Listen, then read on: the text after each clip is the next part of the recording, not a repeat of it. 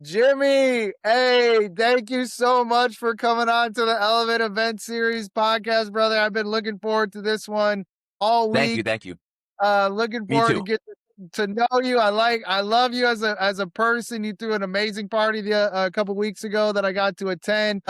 Almost $500 million worth of companies that you're managing, and CEO, y'all. For those of you out there watching, CEO of multiple companies. Again, that's about $500 million worth of between assets and companies that he's managing. So really great guy to know, great guy to talk to, doing a lot for the city of Dallas. Between your your content houses that you're starting to put together, Unergy, the energy company that you got going on. I'm sure we're going to learn a little bit more about everything that you got going on this podcast. But thank you so much for coming on, Jimmy. It's a pleasure to get to talk to you. Appreciate it so much, Harrison. I really appreciate having me on the program. I'm looking forward to talking to everyone here. Thank you. Thank you so much. Absolutely, Jimmy. So, well, let's get right into it. This is the Elev8 Event Series Podcast. We met at an event. I will say you threw one of the better events that I've been to this year. Thank you. It was a lot of fun. I loved how you combined learning. Like I learned a little bit about the Unergy, which I never would have got to learn had I not attended that event. Plus some fun, and I even bought a hat. You even had a hat station That's a there. great hat. That's a great hat. I even bought a hat, so I left with something amazing. I always remember it. But tell us a little bit about the inspiration for events. You got more events coming on the books. Like, give I us do. I kind of sure do. yeah. Yep.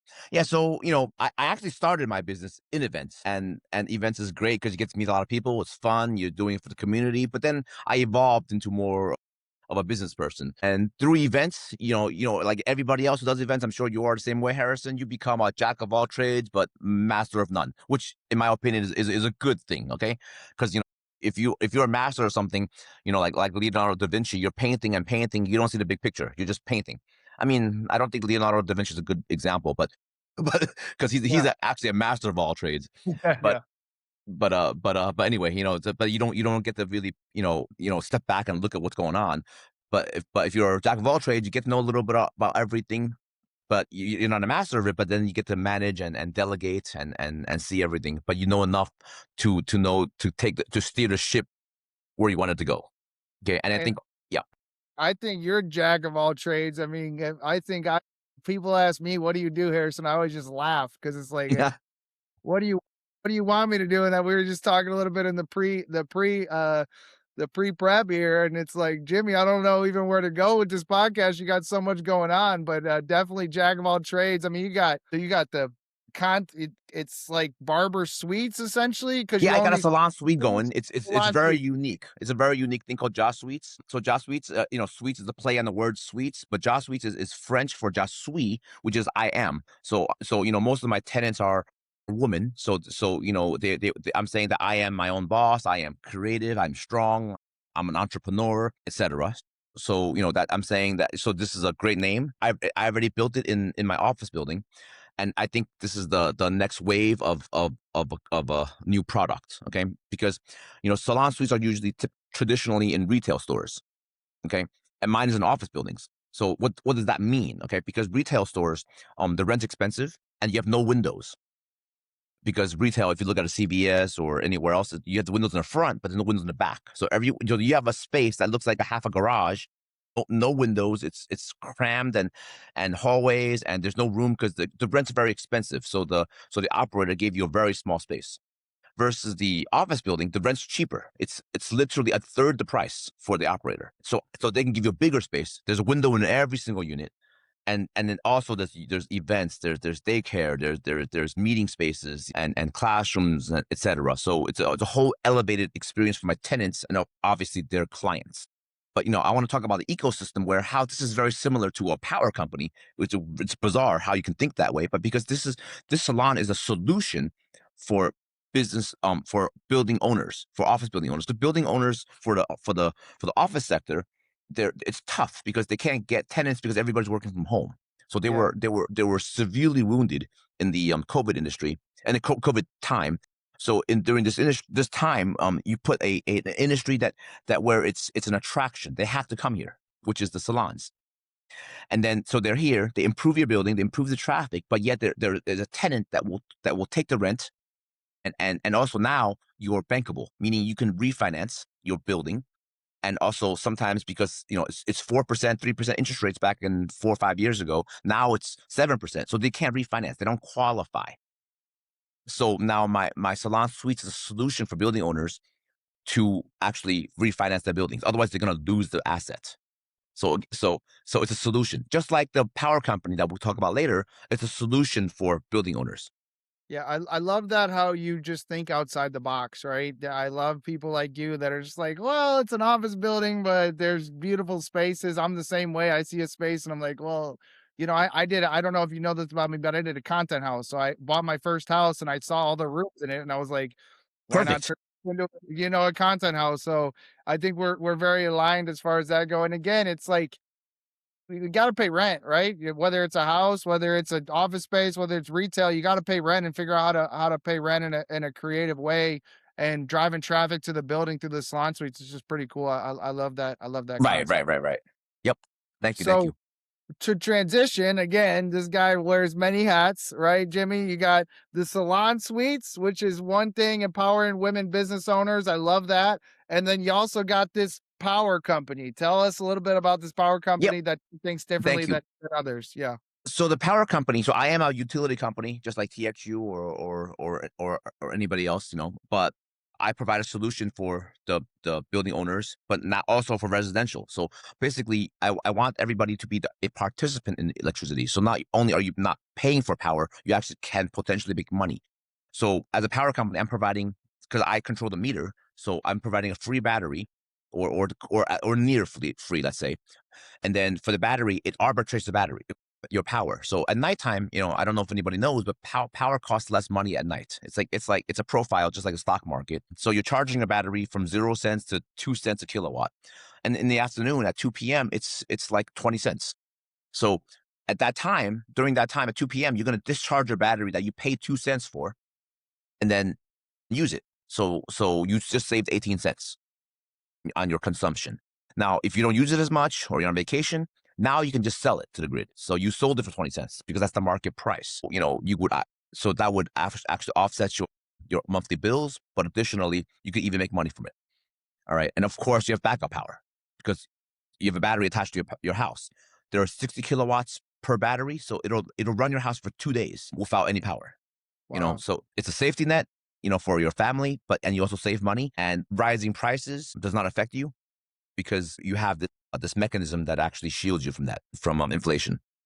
Yeah, seems like a no-brainer, right? After you explained it at the event, I'm like, man, that sounds like something everybody should have. I think residential, right, is one area that you guys are great in. And I think what got me a little bit excited is commercial space, right? Like how big are these batteries? Can it power a commercial building? I know you But yeah, mentioned it's almost little to no cost. Like how do you work that? How does that work so out for as commercials, where I see the real value is. Now for residential, obviously it's a great thing to have. You make money and all that, but for commercial, it's great because we're actually contributing to the society, because the grid is actually very weak now. A lot of people don't know that. So it will fail anytime.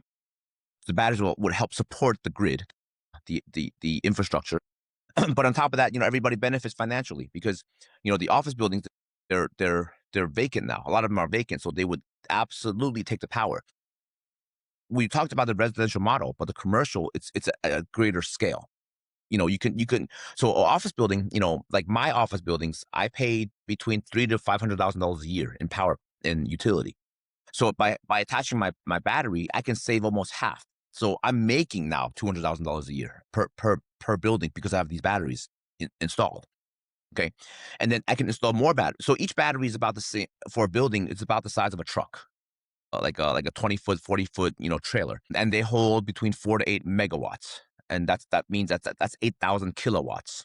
So that's a few hundred homes, and also the pipelines for these office buildings are bigger, so I can discharge the batteries and get it into the grid rapidly, so I can sell it rapidly to the market. So not only am I saving money for my buildings, but at the same time, I'm making massive money by selling it to the marketplace. so But most importantly, Harrison, is that now my building is backed up by battery.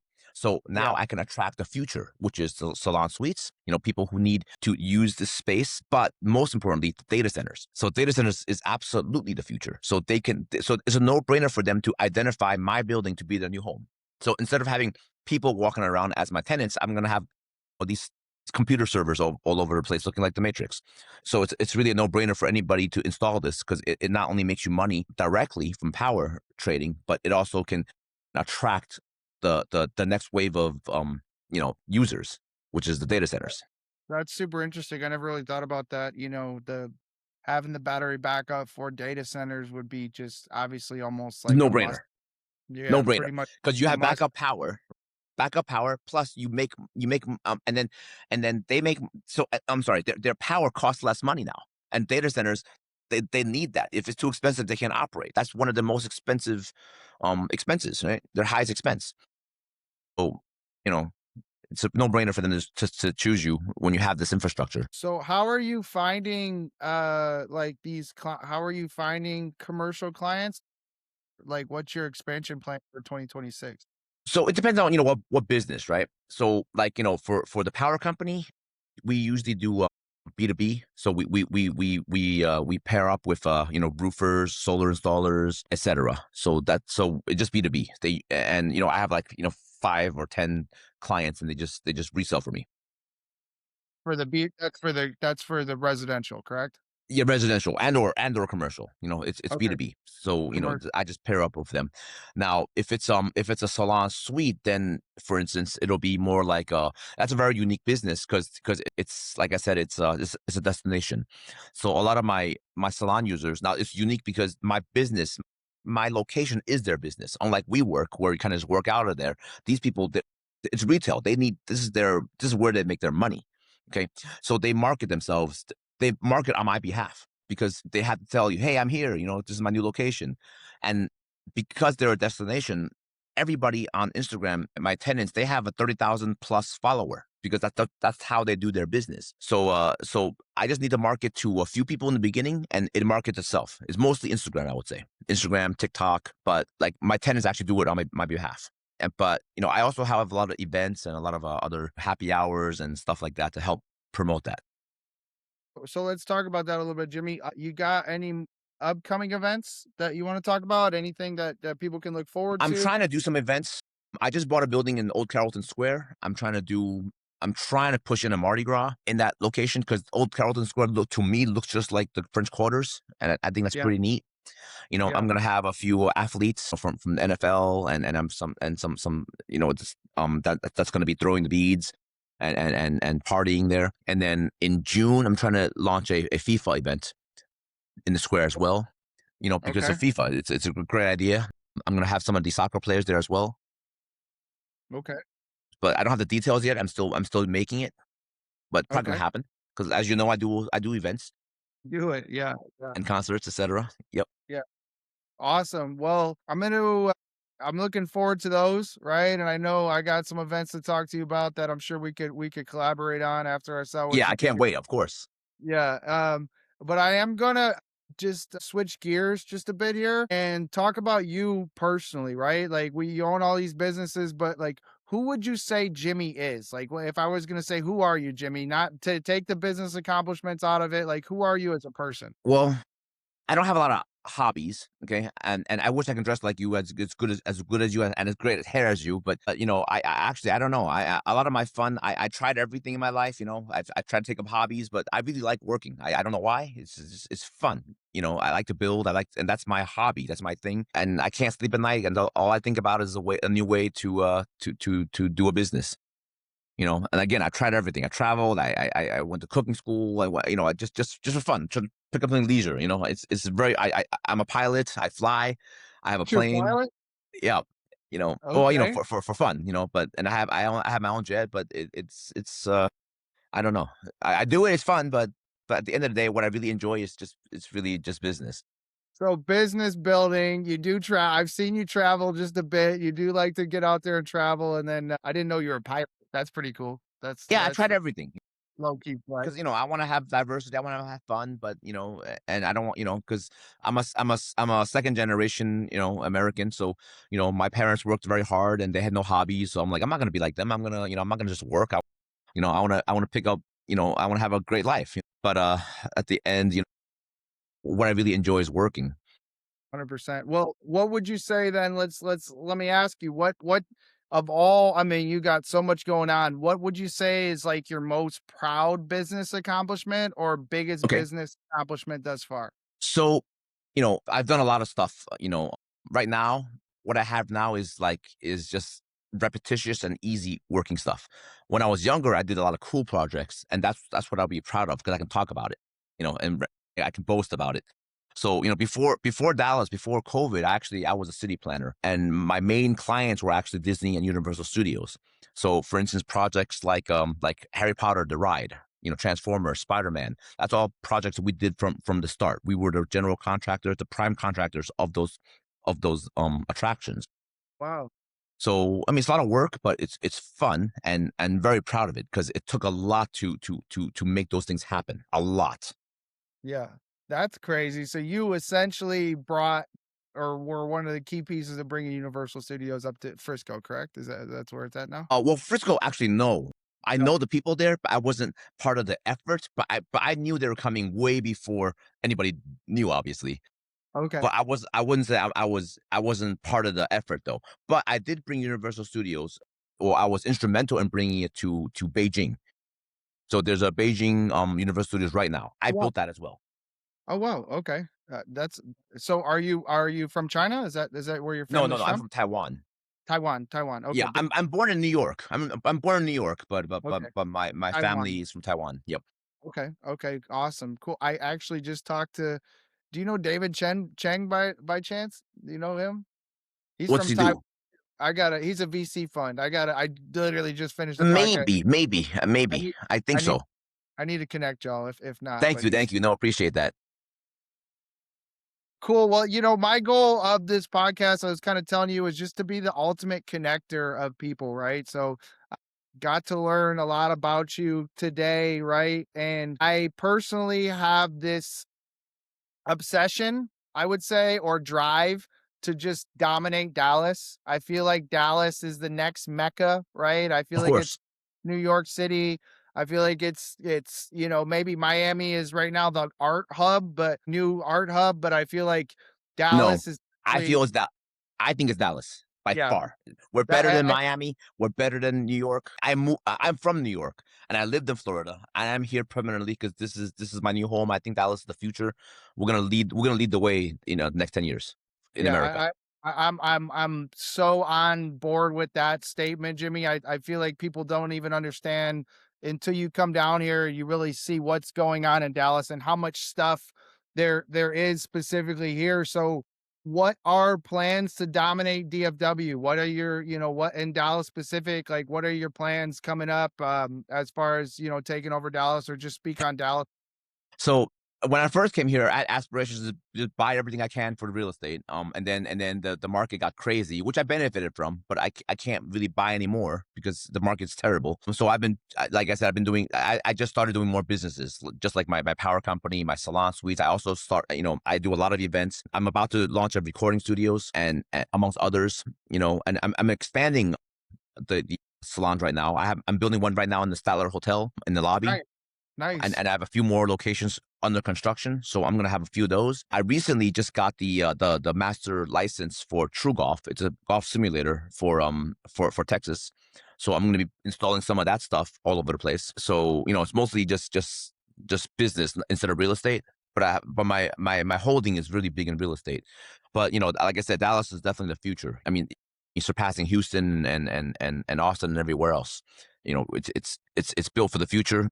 What I love about Dallas is that we have this patriot. We're very patriotic. We love our city. We love our country. Coming from Miami, which I lived in before. Everybody and every country is beautiful, but their allegiance is not there. Yeah, They talk about their countries and their where they're from, but here we have the Texas flag hanging everywhere. And we yeah. hang at the same height as America, the U.S. flag. So I like that. I really like that. I feel like I'm home, and the people here is great. So if you want to build a team you got to be here in Dallas because we have honorable, strong, willing to motivated people that want to work here. Yeah, and I feel like it's a what I love about it. I'm from Detroit originally. I don't know if you know that, but originally No, from I Detroit. didn't. I came here. Yeah, I came here 10 years ago. What I love about Dallas is like it's such a melting pot. You do meet some people that are from here, but a lot of people aren't from here, and everybody came here looking for a better life, right? Yes. Yes. Everybody here that I at least that I've rubbed shoulders with is willing to work and grow and create something new. You know, you go to New York or you Yes. go to We're, LA. we're all risk takers here. Yeah. Yeah, We're risk takers. Yeah. everything's established, right? You have a lot of stuff that's already established. I mean, take my music and put it in LA. I mean, there's a bunch of people doing music in LA or Mm-mm. content houses in LA, but do it here. And I was able to create the number one content house last year because there's not as much competition. And not to say that competition isn't a good thing, but we're all forward thinking and it's kind of a blank canvas. And I think that's why real estate is so big here too, because there's still land, there's still places to build on versus going to a New York or New Jersey or LA or something like that where it's kind of already taken. So I do feel like it's Yeah. the not Wild West, but it's definitely like there's definitely a lot of it's a No, land of no, it's not. It's not the Wild West here. Okay, yeah, for sure. It used to be. Today we're very structured. Okay, we do have a lot of land, but LA, New York has a lot of land too. The difference is that here it's easier to get things through. There's less restrictions. And I can call up a mayor or a congressman. They'll pick up my call. We can have yeah, lunch. In New yeah, York, I can never ever talk to a mayor. It's like it's very distant. It's very business transactional. Here it's a bit different. So everybody cares. We all yeah. moving forward. Yeah, no, I love Dallas and I love meeting people like you. Like I said, I was just so excited to see somebody do an event that's just focused on just hey, come to my party if you want to invest in my business or Yeah, yeah, learn yeah, about. yeah, It's yeah, like come by, like yeah. We got to look. Everything is an experience. Okay, even though I like business, but it's about the experience. I told you I used to work for Universal. I mean, not work, but I'm a vendor for Universal Studios. So what they sold was an experience. yeah, yeah, So just like me, my motto is everything's experience. Even my boring ass real estate business, I'm making an experience. yeah. Yeah. And so, give me one thing you want to expand on 2026. Like, what's one thing you're really looking forward to, or one way you want So to grow your business, of course I or want to expand, okay? But tying into what we all do together is like the events, okay? I want to really expand on the events, and then my dream event would be because right now I don't know if you guys know the big tent that used to be in the Grandscape. So it used to have the program History, and then before that there was another one called Jurassic World. So it's a huge tent. It's an attraction. So I wanna erect that again. I have it in my storage. It's 40,000 square foot. But what that is, it's a recurring large scale festival. So I don't have to always look for a space. I want to be like as many, AT&T or Arlington, where I have my own structured, building and I'm working on that right now. So that way, I don't have to, talk to city and start all over again. I want to have my own place okay. So permanently. it's a tent. It's like a stadium or a tent? What is It, it? it's it's called a tent, I guess, but it's more like a stadium. It's huge. It's 40,000 square feet. It's 80 feet tall. Okay, so it's iconic. You'll see it miles away. Okay, And so that's built, or you're in the talks of building it. well, I have it in storage right now. It takes up. Yeah, but when I say tent, don't think about like the wedding tents. It's more like, it's a permanent structure. Think Dubai, like Dubai airport. Wow. Okay. It's all metal and it's huge. It's a permanent Wow. structure. Okay. But the building looks cool. It looks like I don't know if you've been to Disney and the Space Mountain. It looks like Space Mountain. It Really? looks really really really cool. Okay. Um and but anyway, it's a block box, meaning I'm just the venue, and then we can have multiple events in there. That's pretty. When we That's get pretty. together next time, I'll show you the pictures and the swag of that.